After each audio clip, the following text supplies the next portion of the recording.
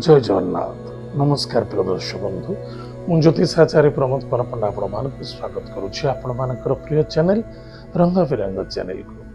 प्रिय दर्शक बंधु जो व्यक्ति मान तो चैनल को देखुं सब्सक्राइब करना सब्सक्राइब करूँ लाइक करूँ अधिक शेयर करूँ। एवं आसतु जाना मासिक राशिफल 1 फेब्रुआरी 2025 ठारू 28 फेब्रुआरी 2025 2025 मसीहार फेब्रुआरी मासटी जो व्यक्ति जन्म जातक राशि होची बिछा राशि।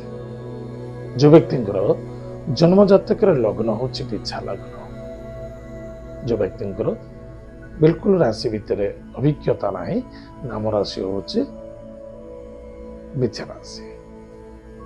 तार निश्चित रूप से आज जानिमा बिछा राशि व्यक्ति मानक मासटी केमिति कटिबो। ताले प्रिय दर्शक बंधु बिछा राशि दशम भाव होला किए सिंह राशि।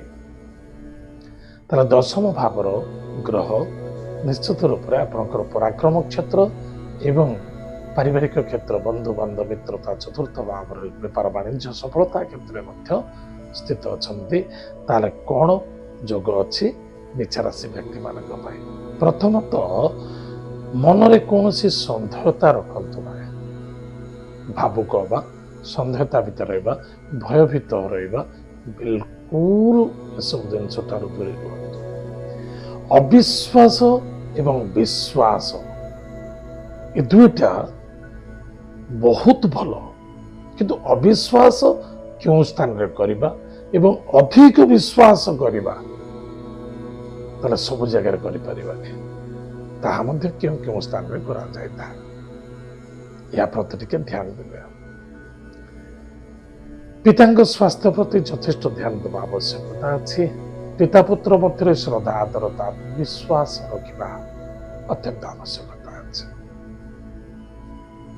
निजर कर्म क्षेत्र में केते बाधा आसिले भी सुधा कर्म क्षेत्र छाड़ा को चिंता करतुनि।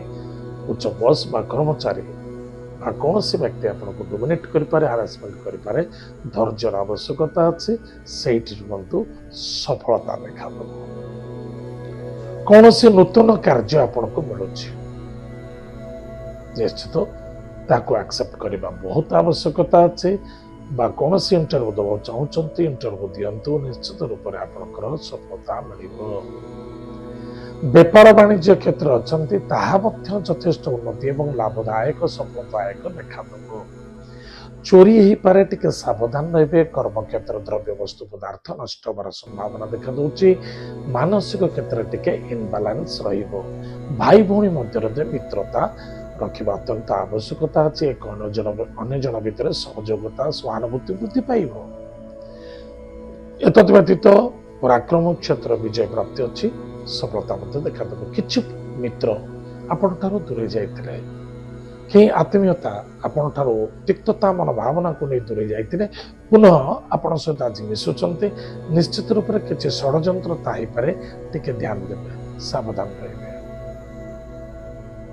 माता स्वास्थ्य प्रति ध्यान देवा आवश्यकता अच्छी। मातृतुल्य व्यक्ति को श्रद्धा आदरता करने अत्यंत आवश्यकता अच्छी। एतद व्यतीत कौन से शुभ मांगल्य कार्य को नहीं जोग दौरान कार्य किसी प्रारंभ करने को चाहते निश्चित रूप से सफलता देखा नूतन व्यापार वाणिज्य स्थापना करने को चाहते से लाभवान रे स्वाभाविकता कथा नूतन कौन से ट्रांसपोर्टिंग लाइन बिजनेस करुँचे आप नूतन गाड़ी क्रय करें गाड़ी इन्वेस्टमेंट करें निज गाड़ी क्रय करें प्रॉपर्टी क्रय करें से सफलता मिल।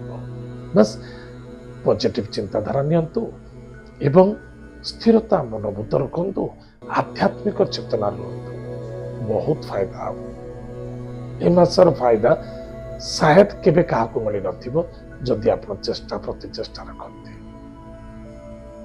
किंतु मन रखि दरकार पिता पुत्र मध्य श्रद्धा आदरता रखा अत्यंत आवश्यकता अच्छी।